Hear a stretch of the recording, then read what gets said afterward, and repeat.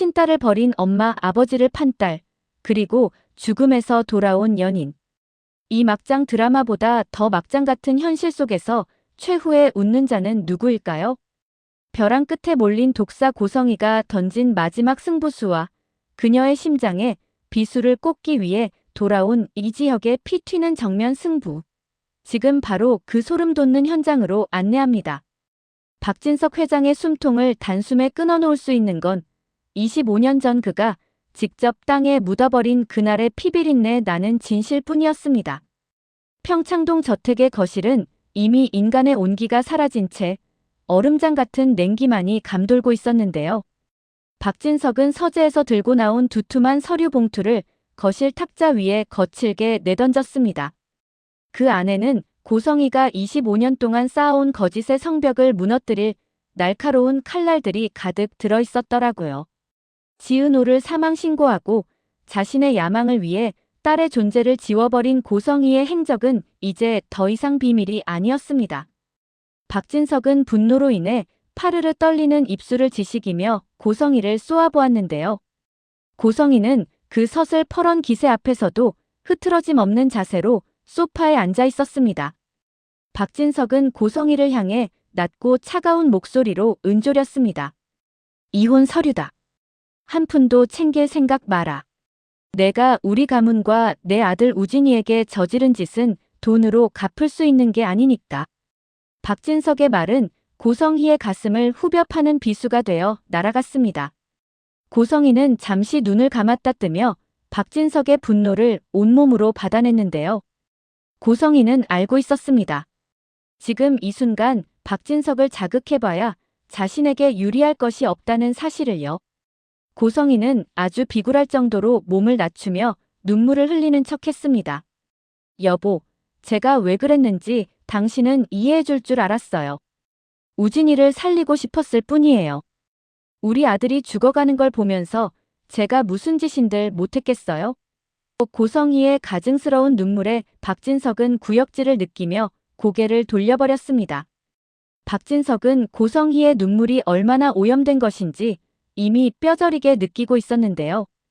박진석은 경호원들을 불러 고성희가 입고 있는 옷까지만 챙겨 당장 집에서 끌어내라고 명령했습니다. 고성희는 끌려나가는 순간에도 박진석의 바짓가랑이를 붙잡으며 애원했지만 박진석의 눈은 이미 죽은 사람처럼 싸늘하게 식어 있었더라고요. 거대한 저택에서 쫓겨난 고성희는 차가운 대문 밖 길바닥에 내동댕이 쳐졌습니다. 화려했던 고성희의 인생이 한순간에 나락으로 떨어진 셈이었는데요. 하지만 고성희는 바닥에 엎드린 채 소리 없이 웃고 있었습니다. 고성희의 손은 코트 안쪽에 숨겨둔 작은 열쇠 하나를 꽉 쥐고 있었거든요. 그것은 박진석도 모르는 지하 금고의 열쇠이자 자신이 몰락했을 때를 대비해 준비해둔 마지막 생존 티켓이었습니다. 같은 시간 성모병원의 중환자실은 죽음보다 더 깊은 침묵에 잠겨 있었습니다.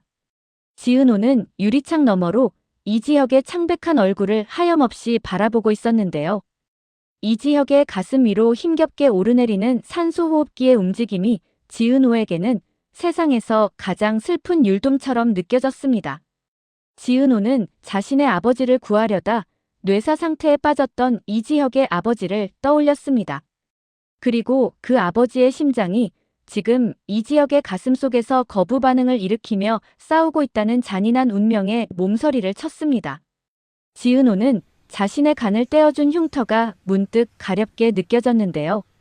그것은 한우진을 살리기 위해 치른 대가였지만 지금 지은호가 간절히 살리고 싶은 사람은 자신의 남매인 한우진이 아니라 바로 눈앞의 이지혁이었습니다.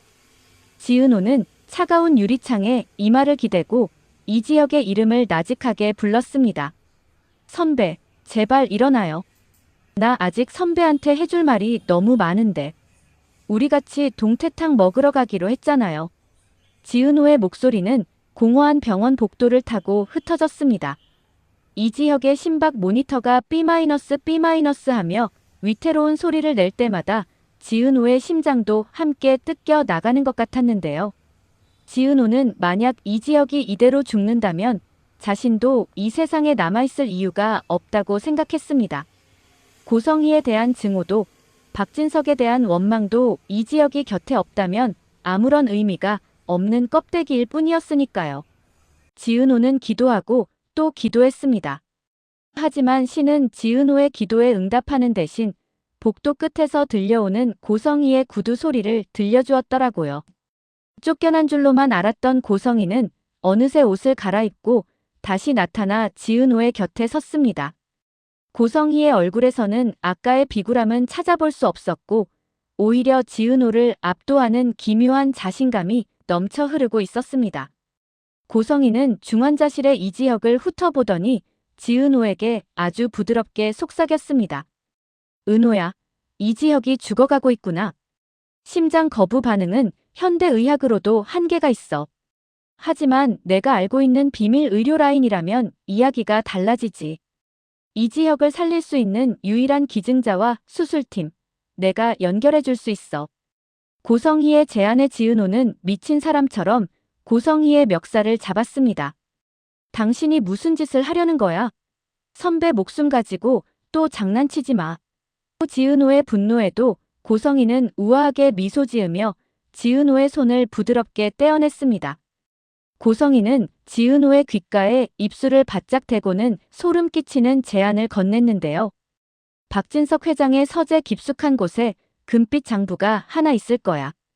25년 전 그가 저지른 모든 일을 기록해둔 장부지. 그걸 가져와. 그러면 이지혁은 내일 아침 새 심장을 얻게 될 거야. 내 남자의 목숨과 내 아버지의 파멸, 어느 쪽을 택할래? 고성희의 말은 지은호의 영혼을 통째로 뒤흔들었습니다. 지은호는 박진석이 자신을 딸로 받아들이려 했던 그 따뜻한 눈빛을 기억하고 있었는데요. 하지만 눈앞에서 죽어가는 이지혁을 살리기 위해서는 그 아버지를 배신해야만 했습니다. 지은호는 고성희의 눈 속에 비친 자신의 일그러진 얼굴을 보며 절망했습니다. 고성희는 지은호의 갈등을 즐기는 듯 시간이 얼마 없어. 이지혁의 심장은 6시간도 못 버틸 테니까라며 최후 통첩을 날리고는 어둠 속으로 사라졌습니다. 한편 고성희가 쫓겨난 평창동 저택에서 박진석은 홀로 위스키를 들이켜고 있었습니다. 박진석은 고성희를 몰아냈다는 승리감보다 25년 동안 자신의 곁에서 칼을 품고 살았던 아내에 대한 혐오감에 시달리고 있었는데요. 박진석은 서재로 들어가 벽면 가득한 책들을 보며 자신의 인생을 되돌아보았습니다. 박진석은 지은호에게만큼은 정직한 아버지가 되고 싶었지만 그 역시 과거의 어두운 그림자에서 완전히 자유로운 인물은 아니었더라고요. 박진석은 서재 책상 밑 비밀 버튼을 눌러 벽장 너머에 숨겨진 작은 공간을 열었습니다. 그곳에는 고성희가 그토록 찾으려 했던 금빛 장부가 놓여 있었습니다. 박진석은 그 장부를 손에 쥐고 깊은 한숨을 내쉬었습니다. 그 안에는 고성희를 매장할 증거뿐만 아니라 박진석 자신도 감옥에 갈 수 있는 치명적인 과실치사의 기록이 담겨 있었기 때문입니다. 박진석은 장부를 태워버릴까 고민하며 라이터를 켰지만 차마 불을 붙이지는 못했습니다.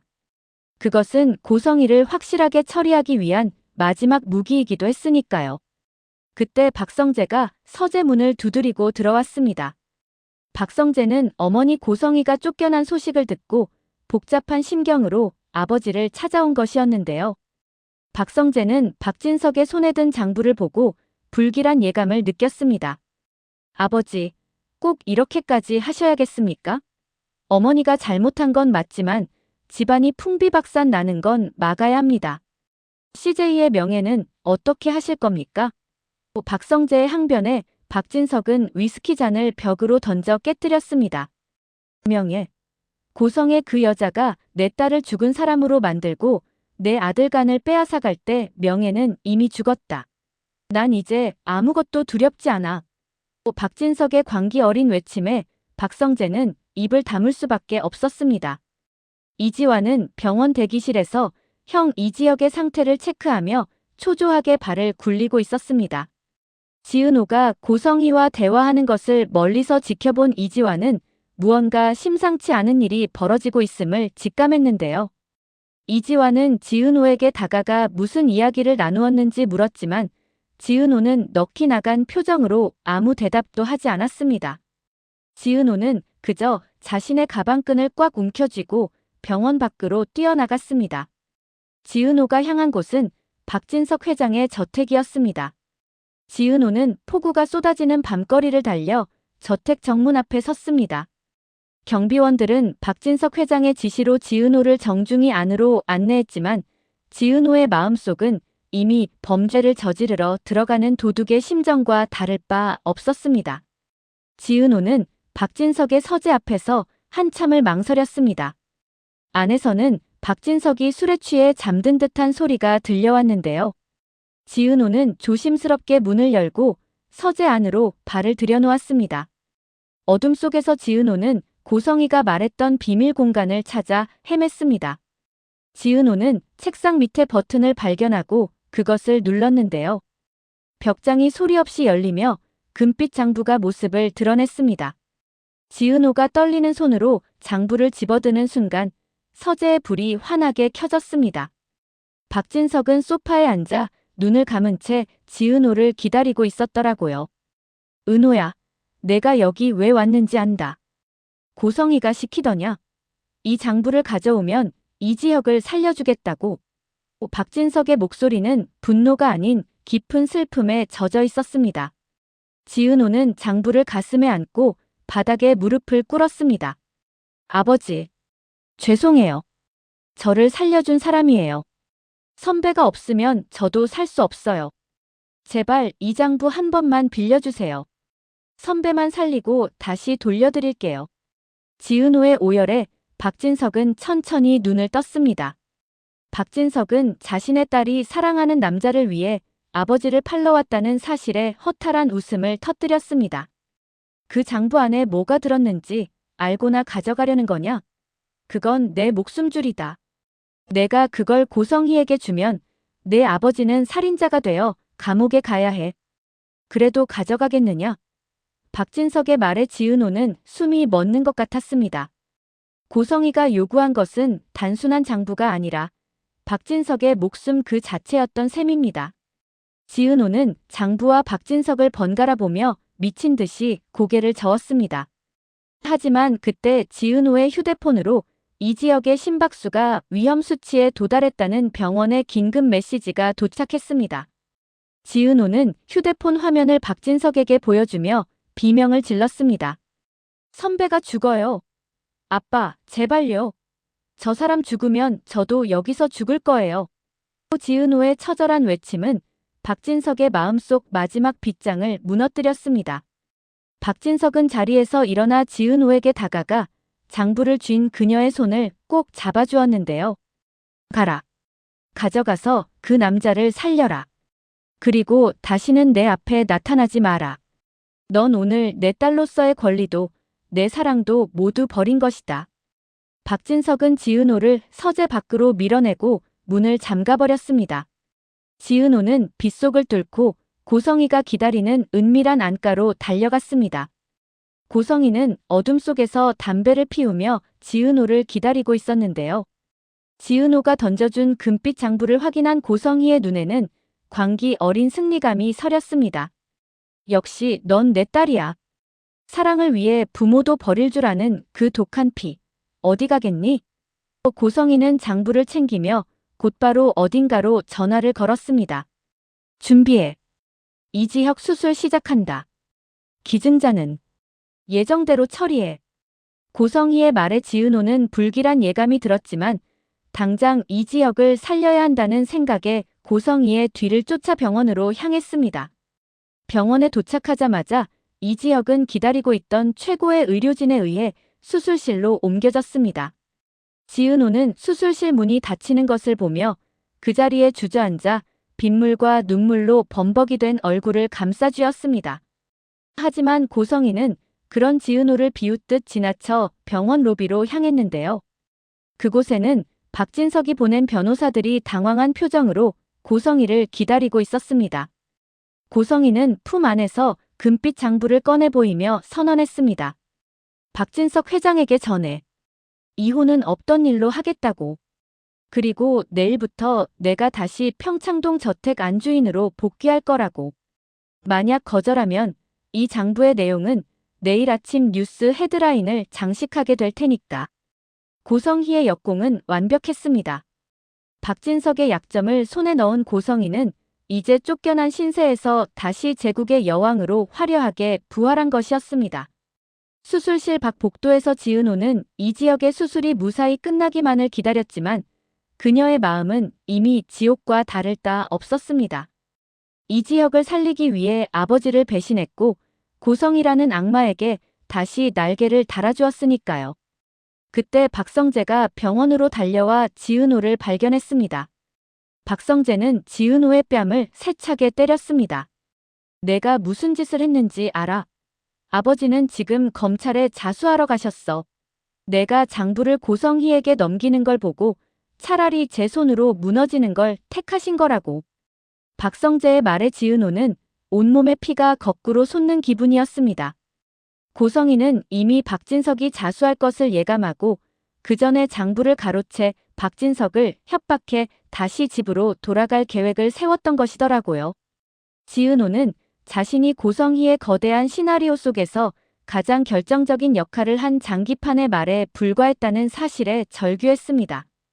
이지혁을 살리기 위해 치른 대가는 상상할 수 없을 만큼 컸고 그 결과가 이지혁이 깨어났을 때 그를 행복하게 해줄 수 있을지도 미지수였습니다. 지은호는 수술실 문을 두드리며 울부짖었습니다. 선배, 일어나면 안 돼.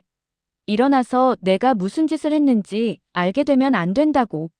하지만 수술실의 등은 냉정하게 켜져 있었고 이지혁의 새로운 심장은 지은호의 희생과 배신을 먹고 다시 고동치기 시작했습니다.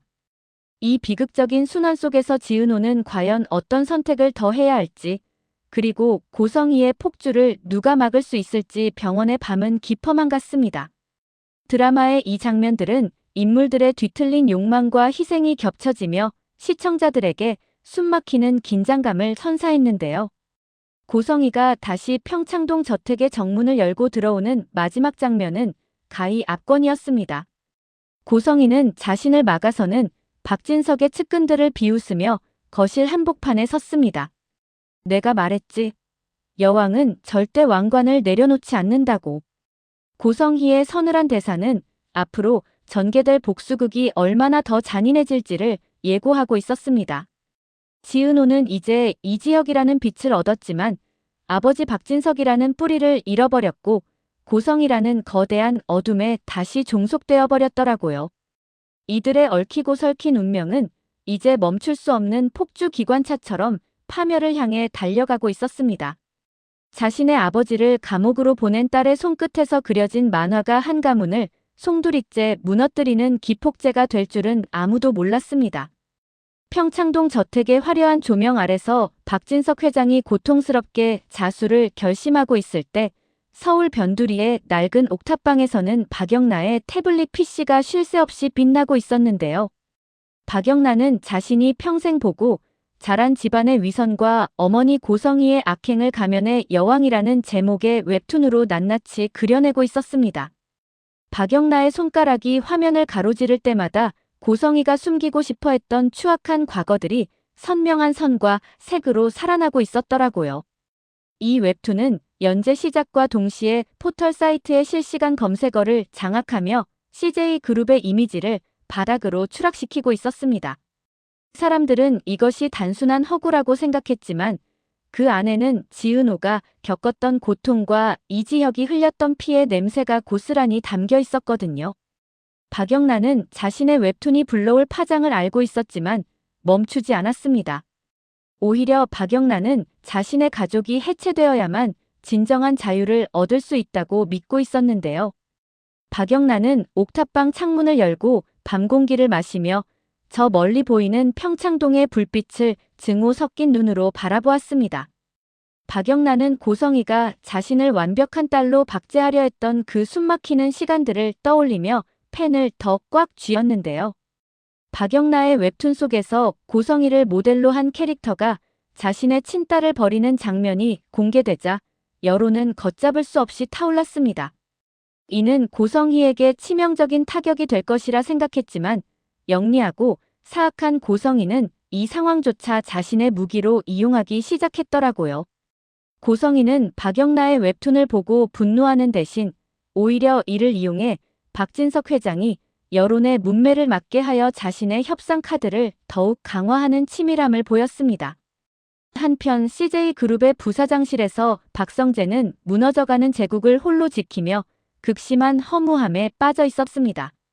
박성재는 아버지 박진석이 지은호를 지키기 위해 자수를 결심했다는 소식을 듣고 자신이 평생을 바쳐 지켜온 회사가 고작 고성희 한 사람의 욕망 때문에 무너지고 있다는 사실에 자괴감을 느꼈는데요. 박성재는 책상 위에 놓인 사직서를 바라보며 갈등했습니다. 박성재는 자신이 부사장직을 내려놓는 순간 고성희가 독을 품고 돌아와 회사를 집어삼킬 것을 알고 있었거든요.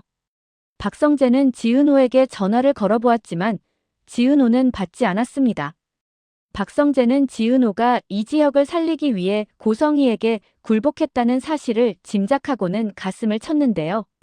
박성재는 이 모든 비극의 시작이 고성희의 잘못된 모성애와 박진석의 눈먼 권력욕에서 비롯되었다는 사실에 몸서리를 쳤습니다. 박성재는 결국 부사장실에 불을 끄고 밖으로 나왔습니다.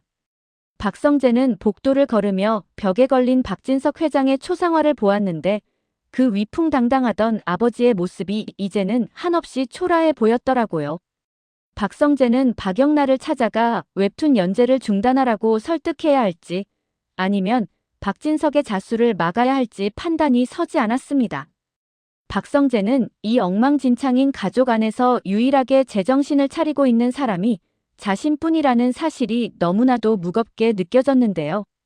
박성재는 차를 몰고 정처 없이 서울 시내를 배회하다가 결국 이지혁이 누워있는 병원 근처에 멈춰 섰습니다. 박성재는 이지혁이 깨어난다고 해도 그가 마주할 현실이 너무나도 가혹하다는 생각에 핸들을 내리치며 눈물을 흘렸습니다. 다시 평창동 저택으로 돌아온 고성희는 승리자의 미소를 지으며 대문을 열었습니다. 경비원들이 박진석 회장의 지시를 들먹이며 앞을 가로막았지만 고성희는 지은호에게서 빼앗은 금빛 장부 사본을 흔들어 보이며 그들을 비웃었는데요.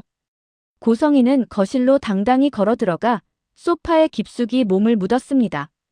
고성희는 박진석이 자수를 위해 집을 비운 사이 저택의 안주인 자리를 다시 차지한 것이었습니다.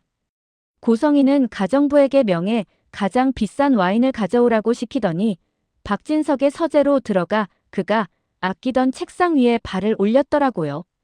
고성희는 이제 박진석을 법적으로 파멸시키는 것은 물론 CJ그룹의 경영권까지 손에 넣을 구상을 하고 있었습니다.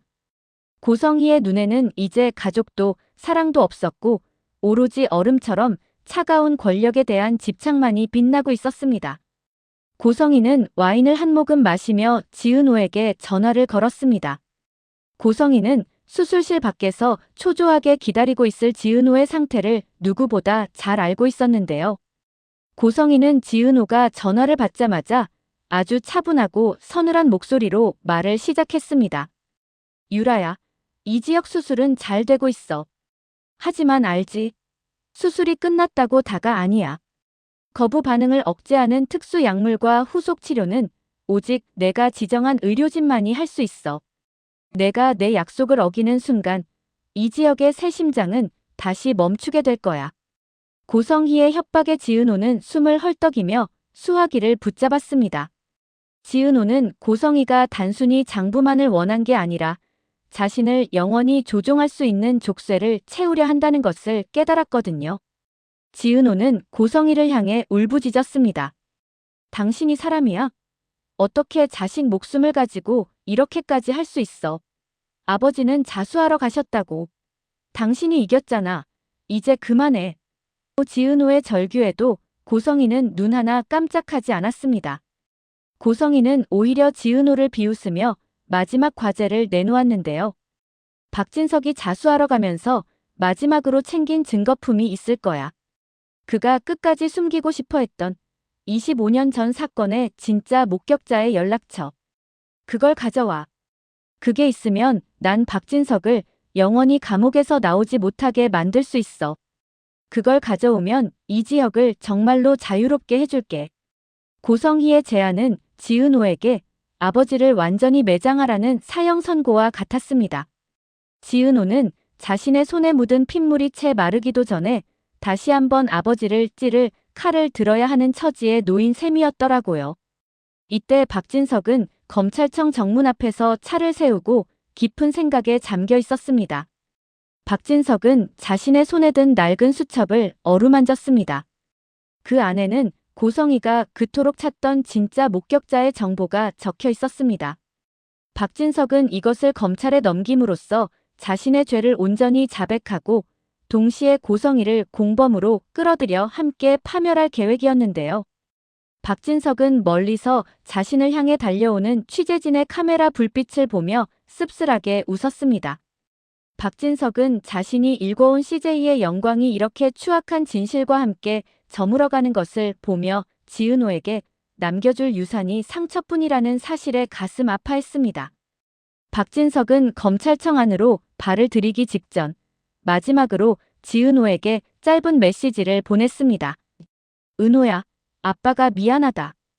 이제라도 모든 걸 바로잡으마. 넌 이제 자유다. 하지만 박진석의 그 메시지는 지은호에게 가닿지 못했습니다. 고성희가 보낸 수하들이 병원에 도착해 지은호의 휴대폰을 가로챘기 때문입니다. 지은호는 수술실 앞에서 강제로 끌려나와 병원 옥상으로 향해야 했는데요.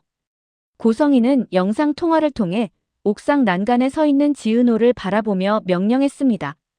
박진석이 검찰 조사를 받기 전에 그 수첩을 가로채야 해. 박성재가 그걸 넘겨받기로 되어 있어. 성재를 만나서 그 수첩을 훔쳐오든 뺏어오든 해. 아니면 이지혁의 산소호흡기는 지금 당장 꺼질 거야. 지은호는 옥상 아래의 아찔한 높이를 보며 자신의 인생이 이보다 더 바닥으로 떨어질 수 있을지 생각했습니다. 지은호는 이지혁의 얼굴을 떠올렸습니다. 자신을 위해 대신 칼을 맞고 심장까지 내주려 했던 그 남자를 위해서라면 지은호는 기꺼이 악귀가 될 준비가 되어 있었거든요. 지은호는 옥상에서 내려와 검찰청으로 향하는 박성재의 차를 가로막았습니다. 박성재는 갑자기 나타난 지은호를 보고 반갑게 차를 세웠지만 지은호의 눈빛이 예전과 다르다는 것을 금방 알아차렸는데요.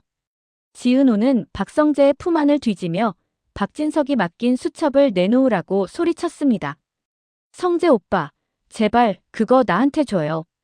그거 없으면 이지혁 선배 죽어요. 고성의 그 여자가 다 보고 있다고. 지은호의 발악에 박성재는 충격을 받아 수첩을 꽉 쥐었습니다. 박성재는 지은호를 진심으로 동생처럼 아꼈기에 그녀가 고성희의 꼭두각시가 되어 무너지는 모습을 참아 볼 수 없었거든요. 박성재는 지은호의 어깨를 붙잡고 흔들었습니다. 정신 차려, 유라야. 이거 주면 아버지 정말 죽어. 고성희는 이지혁 씨를 살려줄 생각도 없어. 넌 지금 이용당하고 있는 거라고. 하지만 지은호의 귀에는 박성재의 진심 어린 충고가 들리지 않았습니다. 지은호는 박성재의 손등을 핥히며 수첩을 빼앗으려 했고 두 사람의 몸싸움은 빗길 위에서 처절하게 이어졌습니다. 결국 수첩이 바닥에 떨어져 빗물에 젖기 시작했을 때 지은호는 그것을 낚아채 차에 올라탔습니다. 박성재는 멀어져가는 지은호의 차 뒷모습을 보며 빗속에 무릎을 꿇고 통곡했습니다.